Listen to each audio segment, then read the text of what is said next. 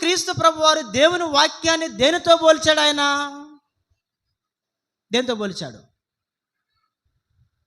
కష్టమే, ఎట్లా కూడా చెప్పకపోతే కష్టం.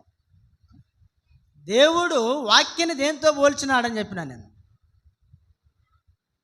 మాట్లాడతల్లా అన్న, మీరేనా మమ్మల్ని కన్ఫ్యూజ్ చేస్తున్నారంటారా? దేవుని వాక్యాన్ని దేవుడు విత్తనముతో పోల్చినాడు. ఉంది కదా అక్కడ ఆ మాట స్పష్టంగా. ఆ మాత్రం గ్రహించకపోతే ఎట్లా? వాక్యాన్ని దేవుడు దేంతో పోల్చినంటే ఆయన విత్తనముతో దేవుడు పోల్చినాడు.